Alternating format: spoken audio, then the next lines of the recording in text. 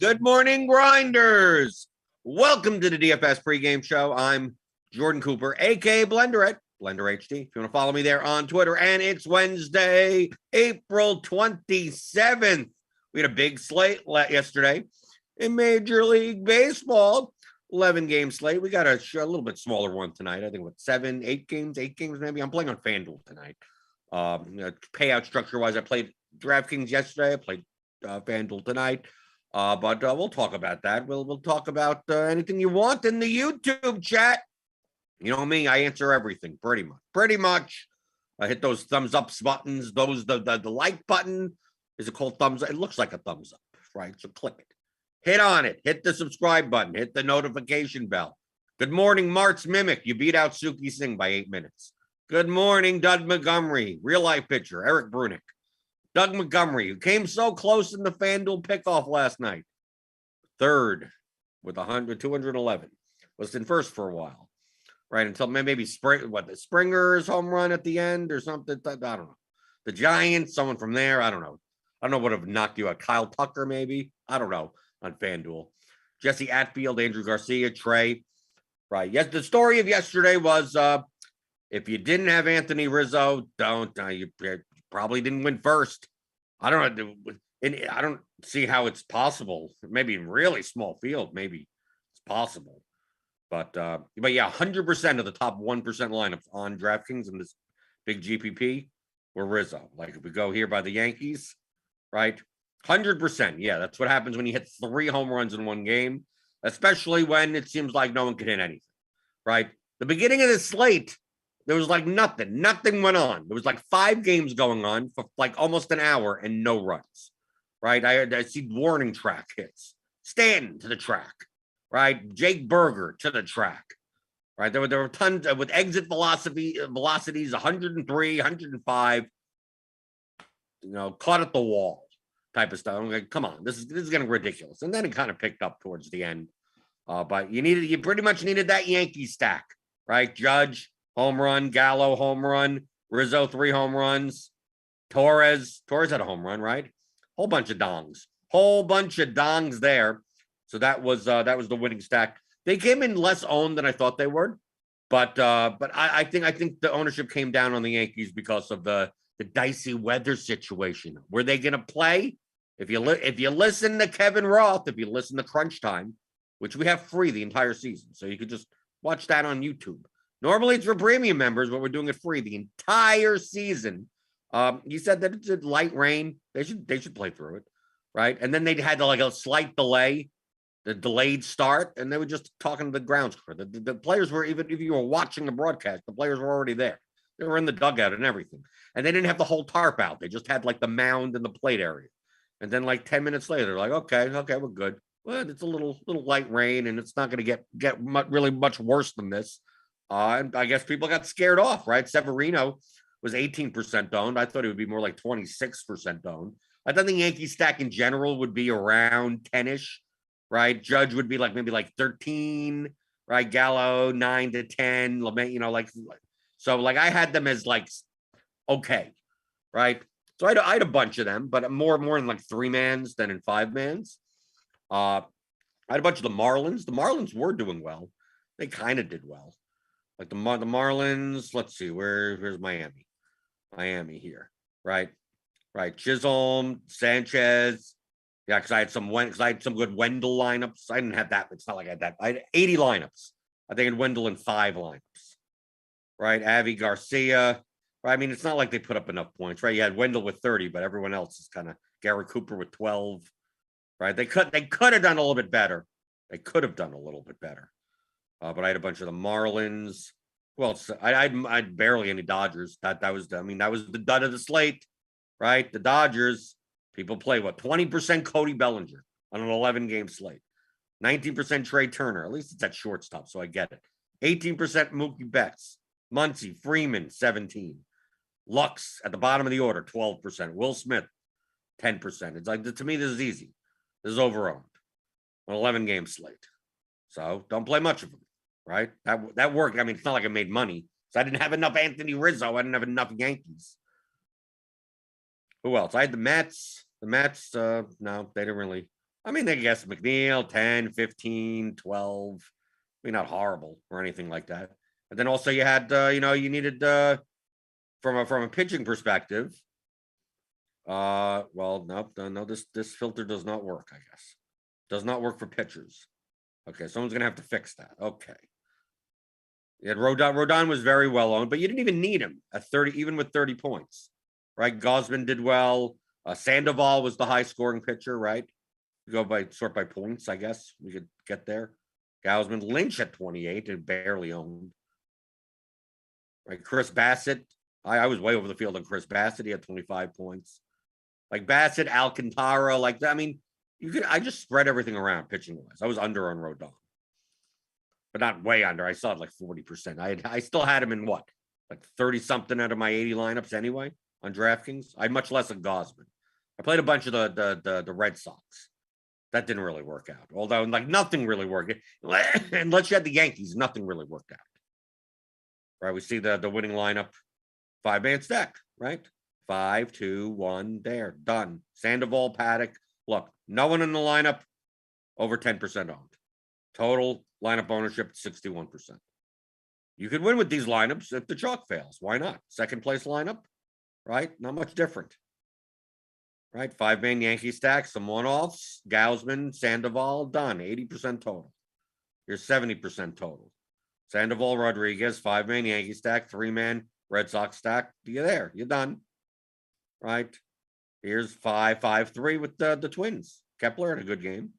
Right, still use Chalky Rodon at 64%, so 108 total. Right, Kepler was 0.9% owned. I don't mind playing lineups like this, like with the low ownership, but especially batters fading. Like, no, why should batters be 20-30% owned on an 11-game slate? Yeah, 20-30% owned on a 4-game slate. Okay, that seems a little bit more reasonable. On an 11-game slate, there's just so many opportunities for another team to do better than the chalky team. And even if the chalky team does okay, that doesn't mean anything. So people are like just rushing in to stack the Dodgers yesterday. I was like, why? There's 11 games. So let's say the Dodgers put up 3 home runs, right? Trey Turner has a home run, right? Freeman has a home run. Mookie Betts has a home run. That doesn't mean you win automatically, right? There are other home runs out there. Well, instead of having Freeman, you have Rizzo. Well, now you have that. Well, now you have to make them 2 home runs there. Right. If you played the Yankees, even if the Dodgers did do well, the Dodgers stack still wouldn't have been the winning stack. Highlights in baseball. Baseball is built around failure. Okay. If you're coming from NBA DFS is way lower variance, way more projectable, non-event driven. So like playing lineups that look like this. Oh, a bunch of single-digit owned guys typically doesn't work, right? Because they're low owned for a reason. They project for lower, but projecting for 5 points lower in basketball and 5 points lower in baseball are much different. Much different. Hell, projecting 5 points, that's what? That's a double, right? That's a single and a run, right? They get on base, they get driven in. That's it. That's the difference. 5 points in basketball is a 2-point shot, an assist, a rebound. several more events need to happen. So it's like, how do I pass up playing Cody Bellinger at 3,200? Because he'll get 4 at bats and he could easily just go 0 for 4. He could easily go one for 4 with a single. And he gets 3 points. Like most of the range of outcomes of batters in general, by default, are bad or 0 points or nothing. 3 points, 5 points.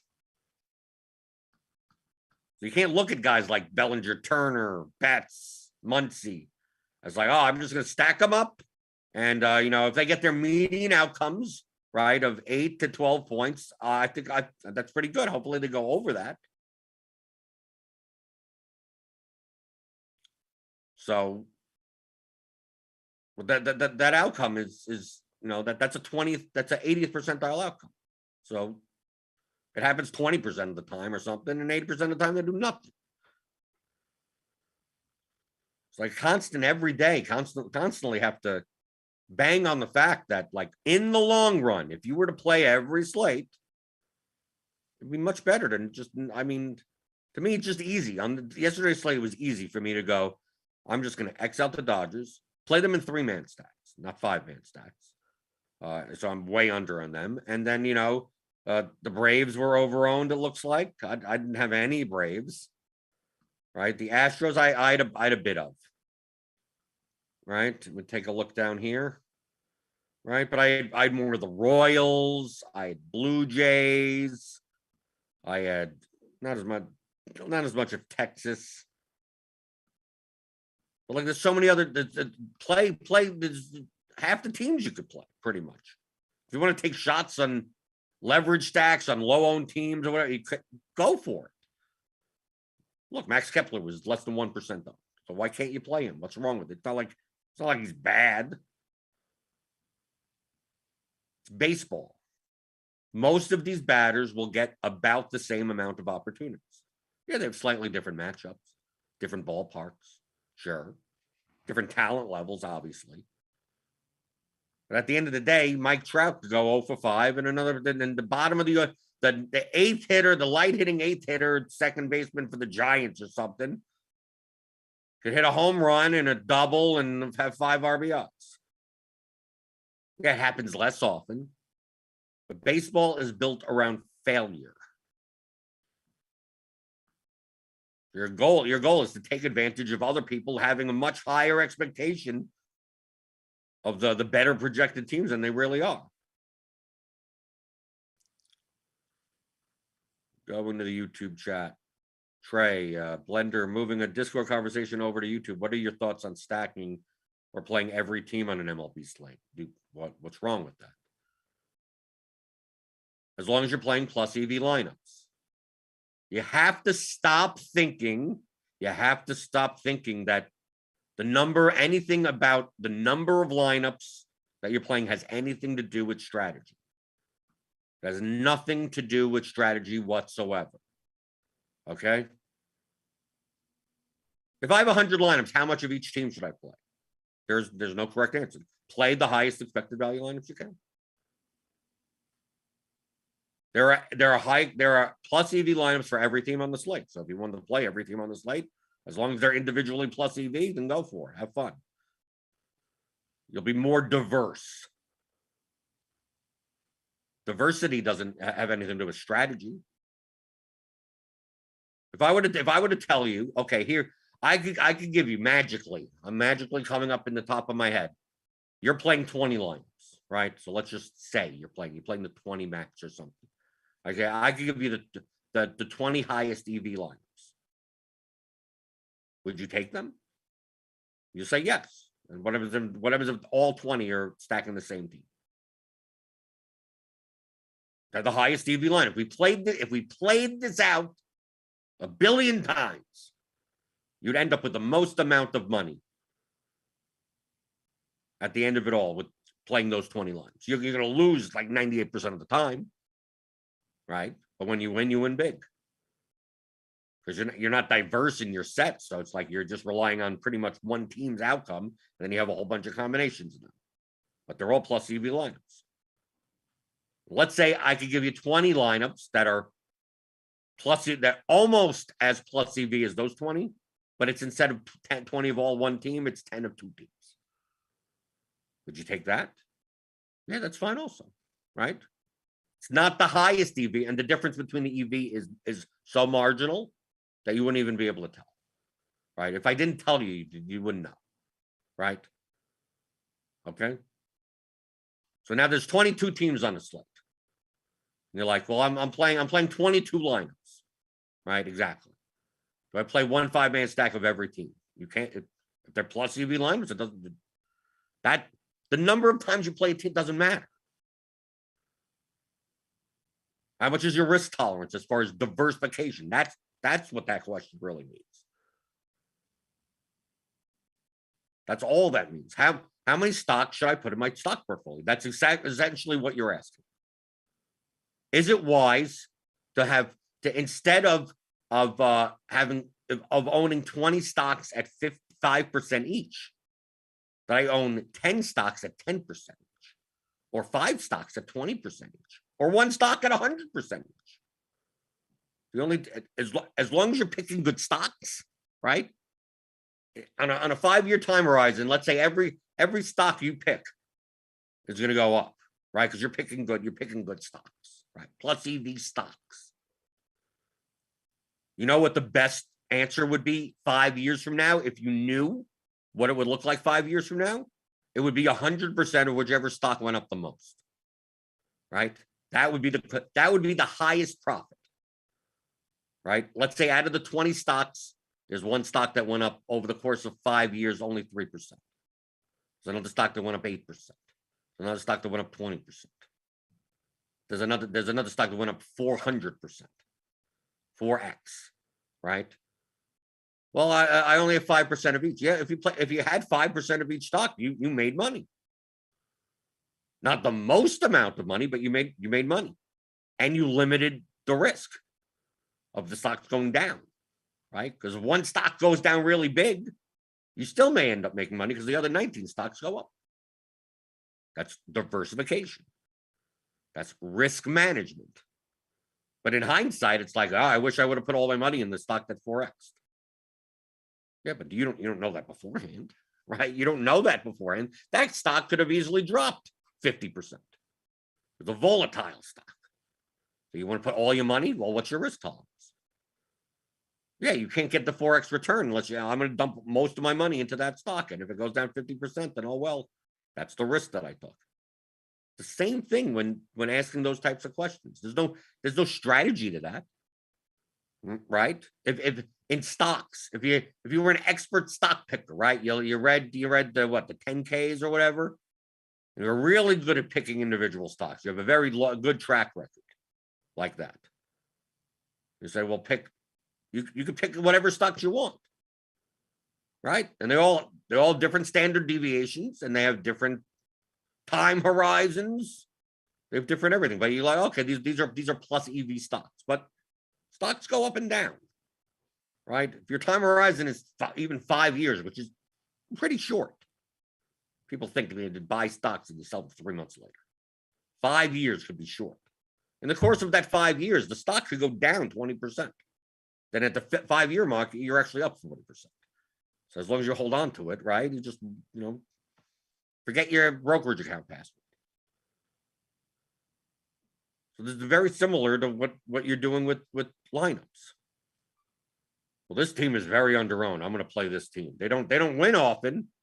Yeah, that's a plus EV team. But I'm playing 20 lineups. Should I just play 20 lineups of that team? That seems risky.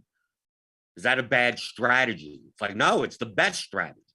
It actually is the best strategy because you're playing the highest expected value lineups. You'll get the most profit by doing that. You'll also take on the most risk. Because in order to take on the most profit, you need to take on the most risk. But like we talked about yesterday, you can't think in DFS in terms of black and white, all or nothing. I want to play the most profitable lineups. Okay, they're going to have the absurd standard deviation. They're going to be absurd. If your goal is to play the most profitable lineups, is your goal to play not unprofitable lineups? Of course not. Well, if I had a choice between playing the most profitable lineup and a decently profitable lineup, which one wouldn't you want to have the most profitable one? Well, the one that's a little bit less than that may have a much lower standard deviation. And depending on your risk tolerance, you would prefer that than waiting for once in every 20 years that the other lineup wins. And when it wins $1 million or something, whatever. Like those types of lineups. Okay, so do you want to play 20 of those types of lineups? Well, if you have a high risk appetite and a large bankroll, and you're playing a very small percentage of it, you go based on like the Kelly criterion, you may be fine. You're fine. That's perfectly fine. But let's say you're playing 5% of your bankroll, and this represents, and then your risk is much lower. You're like, well, maybe I don't mind sacrificing some expected value for lower variance, lower swings. That doesn't necessarily mean rush and play. I'm going to play Rodon and the Dodgers yesterday, but it doesn't mean like I'm going to stack the A's against Rodon. You're like those types of lineups. You're like, no, I'll go a little bit off the board. Not build a lineup that's like absurd, right? Stacking the A's against Rodon, stacking with the Red Sox against Gausman, right? The ultra leverage lineup 5-3, and then building 20 of those. Like you don't have to do that. You know how many? There's tens of thousands of lineups that are plus EV. Tens of thousands, 100,000s, maybe, on an 11-game slate. They'll all have a different expected value. If we say that there's 10,000 plus EV lineups, that doesn't mean like, some are like ridiculously plus EV. They're on a dollar value. These lineups are worth $2.50 on the dollar, and some of these lineups are just only worth $1.15 on the dollar. There's not that wide of a spread in DFS. When I say the most profitable lineups, maybe we're talking about a lineup that from a dollar to dollar gain basis is $1.48, right? Which means for every dollar you put into that lineup, so it's a $15, your average return is X. Of course, most of that average comes from winning or very top finishes in that average. So a high one could be $1.48. A low but profitable one would be like $1.17, right? Because you have to beat the rake, right? $1.02 ain't gonna cut it. So $1.17 would be a lower one. A mid one would be $1.29, right? But maybe you want to play more of those $1.29 lineups that when you put in $1,000, and when it doesn't work out, maybe you get $700 back, right? You only lose 30% of your money, 20% of your money. Put all your money into the $1.48, the highest EV, you're gonna have a lot of slates where you put in 1,000, get back nothing, get back zero. You have to survive that 19 out of 20 slates before you see a profit. Are you willing to go through those swings? You'll end up with more money at the end. You will end up with a little bit more money. But is it significantly more money that you're willing to take the risk? These are diversification questions, not strategy questions. Your first goal is to build plus EV lineups that on average are better than the field. That's it. And if you could do that, you're profitable. So if you want to play 20 of the same team, 10 of two different teams, five of four different teams, that none of that matters. Are the lineups individually plus EV? And the higher projected, remember the levers, projection, correlation, leverage. The higher projected the lineups are, the higher equity they have in the middle of the prize payout structure. So if you play the highest projected lineups, you have most of your equity is in that like 40 to 40% zone, which you don't cash at 40%, but you're in that min cash area, right? You get this like distribution where you rarely finish last, but you also rarely finish first. But you finish in the middle a lot, right? That's with high projection. High leverage, if you're going all the way up on the leverage scale, it'll be inverse, right? You'll see a distribution curve that looks a little bit more like this, right? The opposite. A lot of last, a lot of first, right? Not much in between. Right? When I say first, like towards the top 1%, top 5%. How about in the middle, right? You don't have to do one or the other. How about lineups that project not the best, but not horribly, that are leveraged, but not ridiculously leveraged, like this, right in the middle. Now your distribution curve should look kind of like this way. It wouldn't be a bell curve, right? It'll look a little bit more like a hockey graph, like a little hockey curve in a way. So basically, you're sacrificing equity in that middle zone. Not all. It's not like the high leverage lines where you're sacrificing it all. You're sacrificing a chunk of the mid-range outcomes to gain a little bit more in the low end and a little bit more in the high end, right? But you still get some of the mid-range outcomes that when you play lineups, you'll min cash more often if you don't come in. You have more first place equity. The lineups that have just projection have very little first place equity, right? So you're sacrificing a little bit of that min cash equity that a lot of other people are getting by playing Rodon plus Dodger stacks or something. And with Zach Collins at catcher, right? They're building pseudo cash lineups for MLB. So you're sacrificing a little bit of that to get a lot more of the top 5%, top 1% equity. That's DFS. There you go. I've explained how to play DFS. That's in GPPs. That's what you're doing. So as long as that individual lineup conforms to that, those would be positive expected value lineups. At what extent are they plus EV? I don't know. Some are higher than others, but your goal is to just have, on average, higher than the field. And you should show a profit. And there you go. So how many, as long as that lineup, I could look at any team on the slate and go, well, how about the Tigers? Okay. You can build a plus EV lineup with the Tigers. You can build a plus EV lineup with any team on the slate.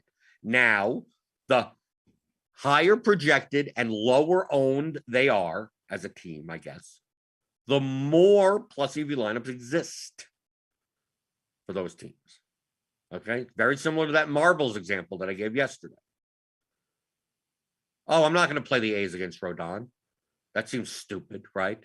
Stacking against the best pitcher on the slate. Yeah, but you're slamming the leverage up. But in those lineups, if you play them with the Dodgers, if you play them with the highest projected players, you go, I'm going to play an A's stack with Gausman and Severino and play Trey Turner at short and whoever projected the best everywhere else. I mean, that lineup's fine. That's probably a plus EV lineup. How many of those lineups exist like that? How many combinations exist like that? Not as many as Blue Jays stacks, not as many as Yankees stacks, not as many of them. So if you're like, I'm going to build 150 of them, hey, maybe there aren't even 150 lineups that look like that are plus EV, right? But there are going to be some, right?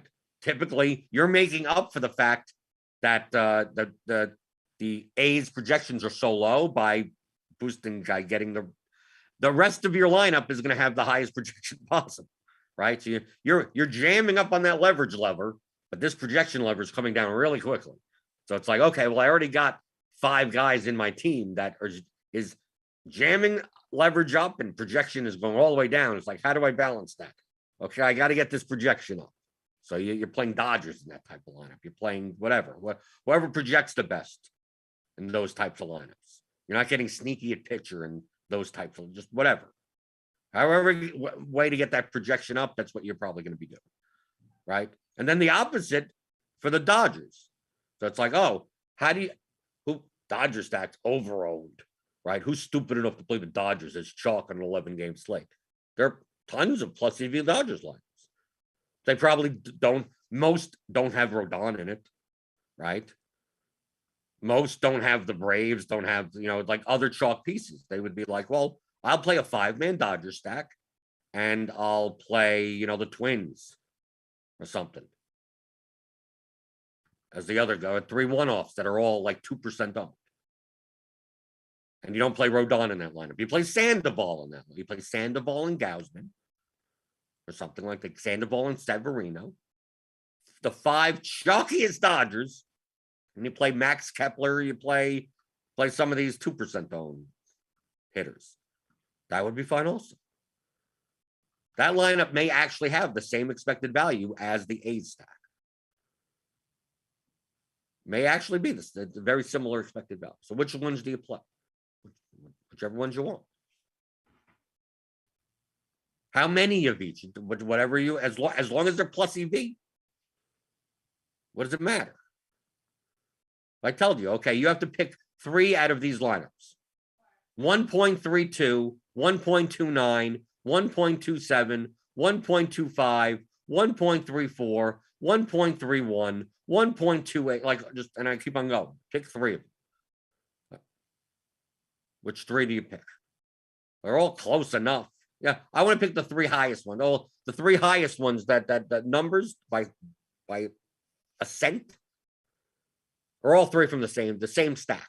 You may go, well, I don't mind sacrificing a penny over the course of a billion years, right? For the sake of lowering my risk by not having, I'll have 2 of that stack, but 1 of that. Like that, you're obviously making less money but from doing so. But you're doing it for a risk tolerance reason, right? Rarely does anyone in these GPPs play tons of lineups that are the highest EV lineups. Most people do not play the highest EV lineups, right? Because the highest EV lineups are insane, look.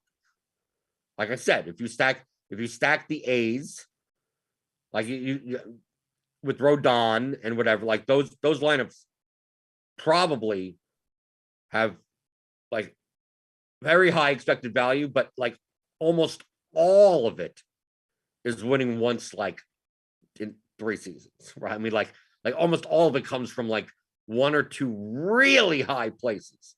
Then everything else is like you don't even come even close in the min cash or come close to being in the top 100 or anything. So understand those lineups are, yes, if you had a $20 million bankroll and you're playing less than 1% of your, yes, you can play a lot of those types of lineups if you wanted to, right? But there's 10,000, 50,000 other plus EV lineups that do you have to play a lot of those. So if you're playing 150, maybe you do sprinkle some, right? When I play 100 lineups, when I play 80 lineups, I'll be like, yeah, this is a good leverage spot, like Boston yesterday, with Gausman being a little bit chalky at 25%. It's like I thought Boston rated out as a good way, easiest way to win first place, right? 25% on pitcher, right? I'm not going to stack against Rodon, but I'll stack against Gausman. Boston was cheap enough. So in my 80 lineups yesterday, did I play 80 of them? No. Could I have played 80 of them? Of course I could. How much risk do I want to give on a slate? If I could have built 80 plus EV Boston stacks. I could have. I could have built 80 plus EV Dodger stacks if I wanted to, right? I chose a certain my over the course of my portfolio. Here I chose the risk that I want and tried to build plus EV lineups regardless. That's what your goal is.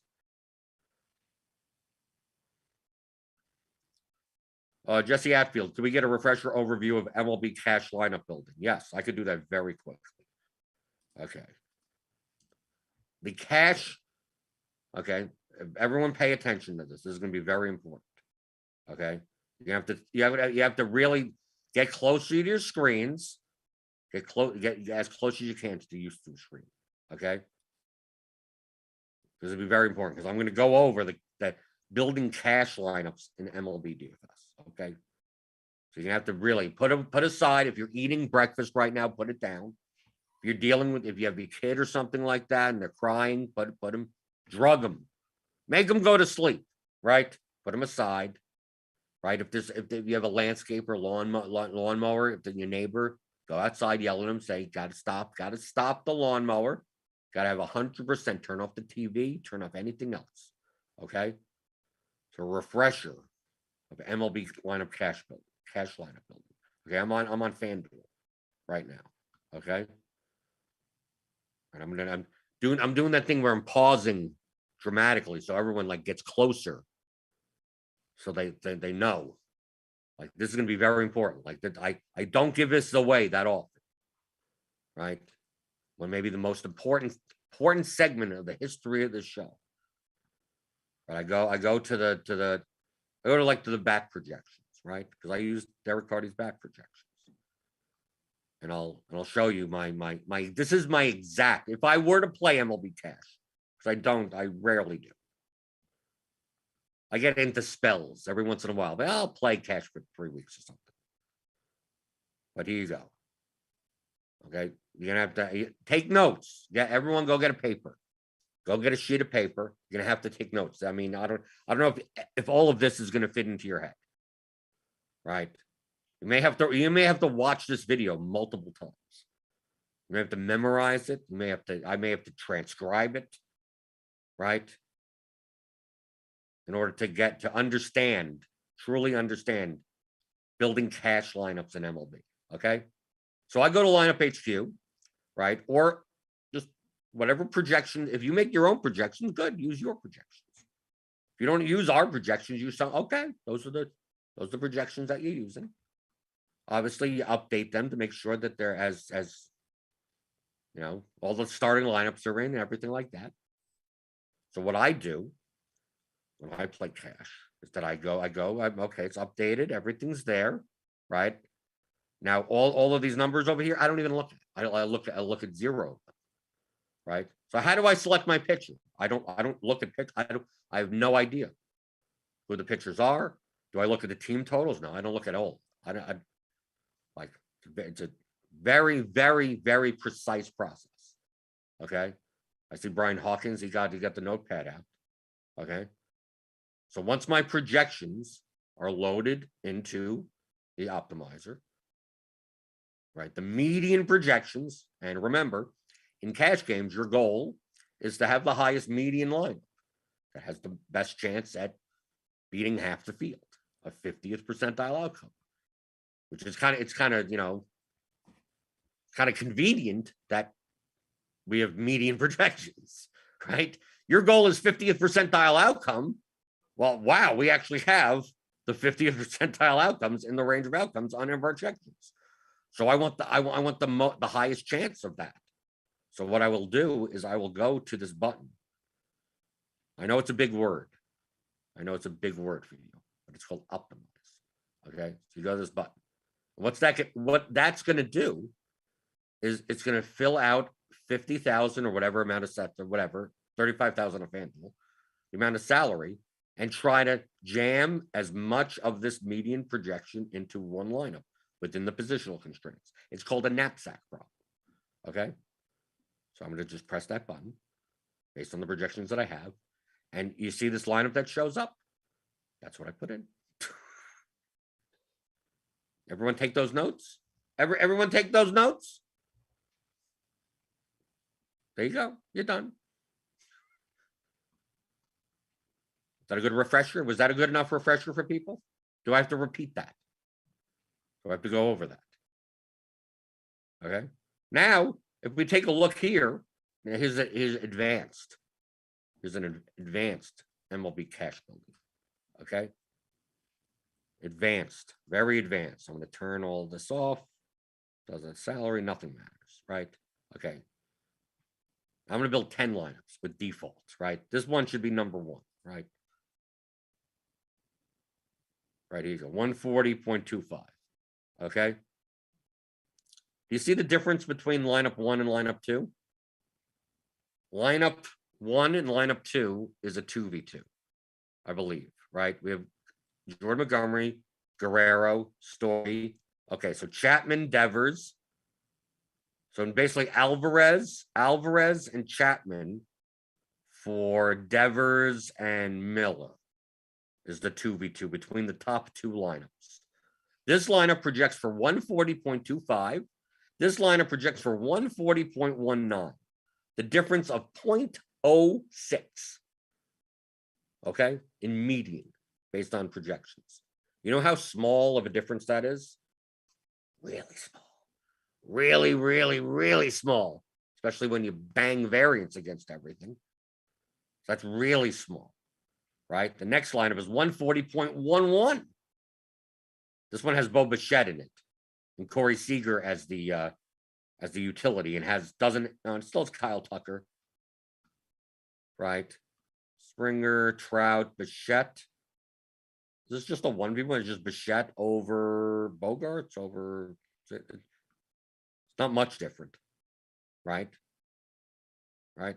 Next one is 140.08. This one has Dalbec in it and pays up for Vlad. Okay, so this one didn't have. Oh, this one had Vlad. It pays up a little more, 34.7. Here's 140.04. That's pretty much the same thing, but it has Taylor Ward here instead, and Alvarez, and this one doesn't have Alvarez, right? Here's 139.9. So we're getting a little bit further away, but only the difference of a third of a point. Okay. It's mostly the same players, just on a 2v2. Here's one with Soler, 139.86, and Rafael Devers, right? Like, you know what the difference between all these lineups that I'm showing you, these 10 lineups? Barely anything. Barely anything. Over the course of a billion trials, and if the projections are the most accurate, this lineup number 1 would be slightly better than lineup number 2. Slightly. If we played a billion times, the difference of your results in double ups, head to heads, whatever, in ROI between playing the first lineup a billion times and the second lineup a billion times, maybe in total, after a billion trials, you'll have maybe an extra $1, maybe, right? It's worth maybe a buck, maybe a buck. The next one, maybe $1.03. Not on average. I'm talking about in total. So on average, less than a cent difference. Okay. Start going down now. Maybe it's a nickel difference. Maybe it's a dime difference. All right. Put down to 137 or something. Maybe it's a couple of buck difference. What's the lesson I'm trying to teach you? You're going to pick any one of these 10 lineups, any one of the top 20 lineups, any one of the top 50 lineups, probably. And from a long-term perspective, it doesn't matter that much, right?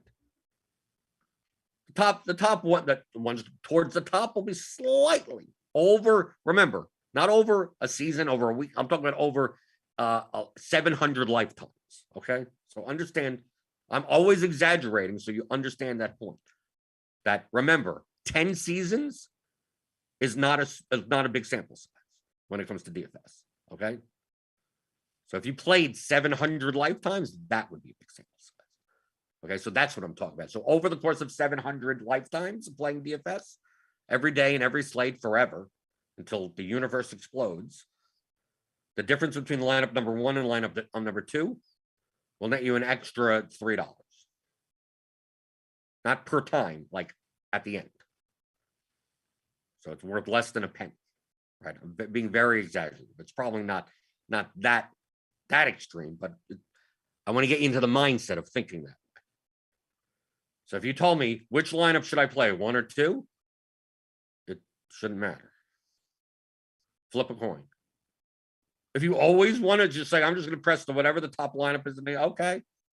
The highest, you can't go wrong with that. But if you look at this and you go, well, I don't want to play that guy. Right? I want to play this guy. I want to make sure to play that, then do that. That's fine.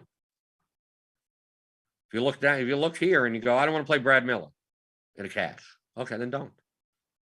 Right? This lineup doesn't have Brad Miller in it. This lineup doesn't have Brad Miller in it.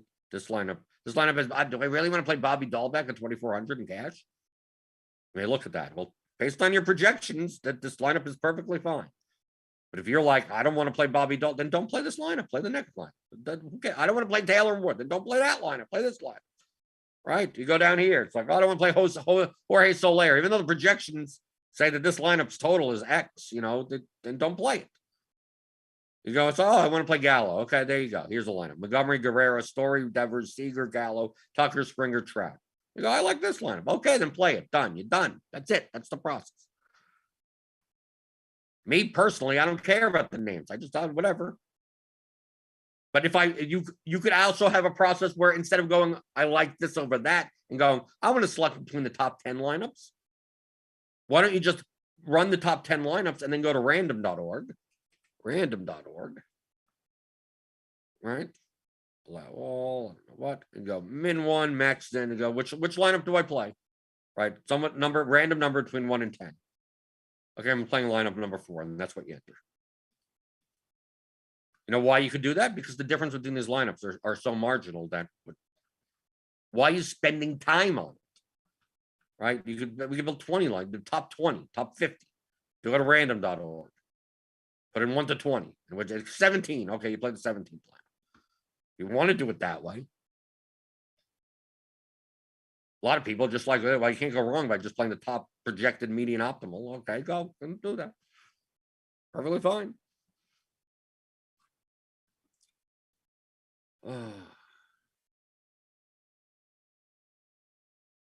Scorpion McScorp, is there a way to improve team stack exposure diversification? My optimizer gives me 7 Houston Dodger stacks. I want 7 Houston 5-man stacks with all different teams in the off stack and only one of them being LAD. No, you have to fiddle with the optimizer to do that. Player exposures, whichever way you can. There's no one way to do that. Obviously, the most blunt way of doing that, 2 blunt ways of doing it. 1, you up the number of unique players. Like, let's say you're building all 5 3 lineups. If you put unique lineups 5, unique players 5, it's almost impossible for you to have the same 3-man stack with every 5-man team. It's impossible because you're replacing 5 of them, right? So you get a lot more. You're a lot more likely to do that. Of course, you get to the extreme that at the bottom end of your lineup portfolio, you may have garbage. So if you're going to do something like that, most likely you're building a lot more lineups than what you need and then weeding out the crap. The other way is to just use ownership some. Right? If you're getting too much Houston Dodge, if you get Astros Dodger stacks, what's the total ownership of those lineups? From yesterday's slate, those were 2 more chalkier teams. So if you're getting too much of that, then the ownership sum of those lineups are 160, 150, 162. Then, how to cut them out? Set the ownership sum is 140 at the max. And it'll cut more of those out. Or build more lineups than what you need and cut the ones that you don't want. Right? If you're building 100 lineups, build 200. Right? Build 200 lineups and then go, well, I have 7 Astros Dodger stacks. Right? So you go to those 7, you go, I don't want 7 of them. I only want 2 of them. Okay, get rid of 5. They're done. You're done. Doesn't seem that complicated.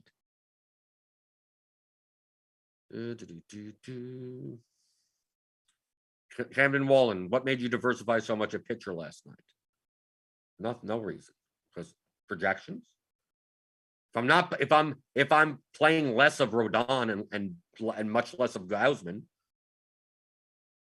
I'm going to play whatever projects better. How much? Why do you diversify in baseball to begin with? Let's get that down to the very beginning. Baseball is a game built on failure. Okay? Baseball is a high variance, event-driven game. Okay? Most slates, I play for people to fail, not for people to succeed. That's how I focus on things. Okay? So if Rodon fails and Gausman fails, well, I'm going to still need 2 pitchers. Which 2 pitchers are going to do well? I don't know. I have projections. Yeah. So whichever fits in. Whatever fits in. I don't care. I don't know who's going to do it. So do I want to take a stand? Yes, I want 70% Chris Bassett. What makes me think that Chris Bassett is going to score more than Sandy Alcantara or Max Fried or Pablo Sandoval? I don't know. There's so much variance in baseball. So from a risk perspective, if I have nothing that they all project point per dollar, and in the lineups that I'm building about the same. So I'm more likely to have a much wider diversification, right? It's not something I'm intentionally doing. I'm playing more of the over-owned teams, more of the under-owned, teams and pitchers and less of the over-owned teams and pitchers. And from everything else, everything just falls where it falls. I got some Marcus Stroman. Marcus Stroman was slightly under-owned. So I got a little bit of him. Not much, because he didn't project. Raw point-wise, didn't project all that great. Right? In comparison to Eduardo Rodriguez or Chris Paddock, who I had much more of. Because they projected high. But am I going to have 80% of those guys? No. Baseball is a game built on failure. Most slates, I don't even have, for a large slate, most slates I won't have more than 20% of a batter, ever. Oh, that, and I know what you're thinking. Oh, so I put in the max for 20. No, I don't put in the max for 20. I don't put in those numbers. Well, when you don't have much more than 10% of a stack, it's hard to get more than 20% of a batter. Well, how about the one-offs that are highly projected? Yeah, they're also highly owned. And since I'm reducing my ownership, I'm not going to get a lot of those people either. Right? So it naturally comes out that way. So yesterday's slate, you know what was it built? It was built on. It was built on the Dodgers failing and the Braves failing. I didn't have any Braves. I had some Dodgers. And Rodon not being needed. And then whatever, and Gausman failing also. Because I had a bunch of Red Sox. But I still played some Gausman in some lineups. So it's like, okay. I don't care who I don't care which the winning team is. Just as long as I properly leverage projected lines. That's it. JJK, is pitch type data not part of your process? No. I do not look at any Major League Baseball stats whatsoever. Okay? Zero. And pitch type data is the worst data to look at. If anything, I would say any pitch effects data, that type of data, never look at. Never. It could only be worse for you. Pitch effects data is by far, well, BVP is by far the worst data to look at. But pitch effects data is throw it out, get it, block your block anything. If you hear anyone that says this batter hits sinkers well, then you're listening to someone that doesn't understand what pitch effects data is. Pitch effects data is not predictive. Pitch effects data is descriptive. So there's no such thing as a guy hits that. They're described. These are descriptions of pitches in the past. Okay, so to understand why pitch effects data is not predictive, I'll give you a very extreme example. Very extreme example. Okay, let's say there's a batter that you see has an absurd he's 200 sliders faced. He's hit sliders. Out of 200 sliders, he's hit 80 for home runs, right? And he has a 1,000 batting average. He's literally, okay, let's just make it 200 sliders faced, and he's batted 1,000 on the sliders. 200 on 200 sliders. You go, wow, this guy could really hit sliders, right? That's what it will show. It will show you he's faced 200 sliders. He's hit 80 home runs. He's hit 50 doubles. He's hit a ton of. He's like, oh my God, this guy is the god at hitting sliders. Okay. Now he's facing Randy Johnson this coming game, right? Prime, peak Randy Johnson, who probably has the best slider in the history of baseball. Okay. You obviously you got to play him. Well, no one's going to want to play any batter against Randy Johnson, but this guy hits sliders like this. Look, Jesus. Every slider he's hit, half of his sliders go up. Why is that flawed? Right? You know, now I'll give you in the data, it says that he's faced 200 sliders. I was pitching. I was pitching. It was not a Major League Baseball player, right? It was me pitching, right? It was me throwing sliders. Right, throwing a 67 mile, and I don't even know. I don't think physically you could throw a 67 mile an hour slider, but let's just Just say, because typically sliders you need velocity on. But let's say it's 16-year-old high school pitcher that's pitching sliders that they're technically sliders, right? They do slide a little, but really they're not. They're really kind of like fastballs, right? But they move a little bit. They move enough on that x-axis that it will be described by pitch effects as a slider. Okay. So this batter has been facing 14-year-olds pitching pitches described as sliders and hitting them really well. But he's never faced a major league 97-mile-an-hour slider, even not even from Randy Johnson, just from random who cares pitcher, any pitcher in the major league. The guy goes, you go, I got to play this because he hits sliders so well. Then you go and you wonder why you struck out 4 times. Go, but it says he hits sliders well. This pitcher throws sliders all the time. Do you see how the data is flawed? Also, this guy has faced 60 sliders over the past year. You know how small the sample size that is also? It's descriptive and a small sample size. And on the other hand, the types of pitches, number one, all these pitches, when they say sliders, breaking balls, there's no such thing as any of these pitches. These are just descriptors.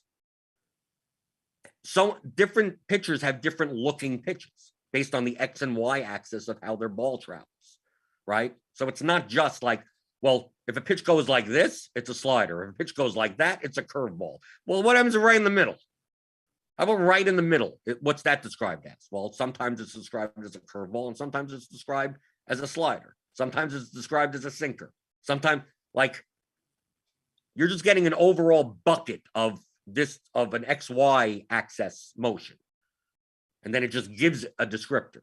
But different pitchers look differently. Different release points, right? Some batters are like, I'm like, oh, this pitcher has a weird release point, and he's a slight second behind, some type of breaking ball or something. Even though on the X to Y axis, it looks the same as the other breaking balls that he's done well in. It's a release point thing. So the descriptor is a breaking ball, yet this pitcher somehow strikes him out with it because of his release point. That's not in the data. There's no data on that, right? You're not seeing that. Then also, pitchers, take Pedro Martinez, right? Pedro Martinez, one of the most effective pitchers of all time. Why was this fastball so effective, right? He struck tons of people out on fastballs. 98-mile-an-hour fastballs. That, if you objectively look at that fastball in today's game, and someone threw that 98-mile-an-hour fastball, it's his fastball isn't the reason why Pedro Martinez struck out so many batters. His fastball wasn't. There's no such thing as a good fastball. He just throws it pretty much down the middle, right? He's a pretty good control pitcher, right? You know why? Because he had an 82-mile-an-hour changeup that looked exactly the same as the fastball. That's the reason he was a great pitcher, because of his changeup, right? So he struck tons of people out on high fastballs because the fastball and the changeup looked, from a spin perspective and a release perspective, the same. But one goes 97 and one goes 82. So the batters are either way in front or way behind. So you'd see 97-mile-an-hour fastballs. He's striking people out left and right. And then he's facing a hitter that's great at hitting those high fastballs, right? And then the next thing you know, the guy doesn't do anything. Why? Because he threw 2 changeups in the middle, and the batters couldn't get behind because he's looking for the changeup, and a fastball comes in and he's late. How does any of that show in the pitch effects data? It doesn't. These are all descriptive measures. You could do a search on Fangraph. There's an article. There's 1 or 2 articles on Fangraphs they've posted a while ago about pitch effects data. And they have all the pitch effects data. If you go to Fangraphs, you can find all the pitch effects data. You go on Plate IQ, I believe here, you can get the pitch effects data, but it's descriptive. It's not predictive, right? So using that, there's no such thing as the guy hits this pitch that it could be true. It's like BVP. It's like it could be, we wouldn't have any clue how to gauge if it is or not, based on it being a descriptor and it also being small sample size. Right. So if it mattered, it would, secondly, if it did matter, it would already be in the projection. I believe Cardi uses X and Y axis and spin rates in the bat projections, but not in the way of describing pitches. So it's, how does this batter do against a and it typically probably clusters stuff together, so it's not individual pitchers. Spin rate, X and Y axis. So you don't have to worry about what's it called. What's the difference between a 4-seam fastball, a 2-seam fastball, right? Different spin. It's different spin. This curveball versus that slider versus this, you have cutters. Cutters look different than, half the time you can't even tell the difference between a cutter and a sinker, and like a lot of, you're like, okay, it's kind of on the line. What do we do? Okay, we'll call it this. And if it's on the other side of the line, we call it that. Like, you have to think much more. And even then, the X and Y axis and the spin rate stuff isn't all that predictive to begin with either. But all that's anything that the proper weight of that would already be in the projections. If you're using good projections, would already be in there. But that's the explanation. So if you go, this guy hits curveballs, well, that does not. That could be. You're right. It could be true. It could be true. It could also mean that he's hit curveballs from really bad pitchers that had really bad curveballs. But he could hit bad curveballs really well. Most batters can, right? Good curveballs can't, right? This guy hits curveballs really well this season, right? He's had 4 home runs on curveballs. Yeah, from the relief pen to the Angels bullpen.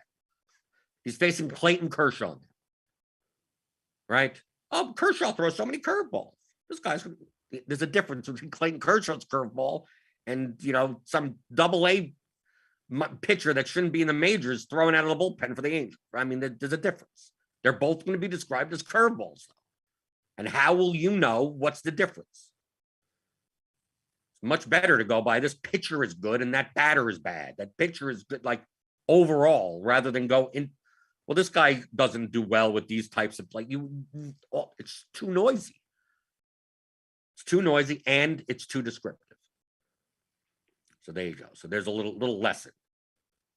We talk about the difference between predictive and descriptive in the theory of daily fantasy sports, right? We talk about that in the 3rd chapter, I believe. Maybe it's in here. It's in here somewhere. Maybe we didn't list it in part of the table of contents. Predictive power. Okay, we have it in there. Predictive power, right? Sample sizes and manipulation, right? Variable measurement. We talk about it, right? Those types of things, like, what would go into projections? What is the difference between a predictive and descriptive stat, right? And pitch effects data is not predictive.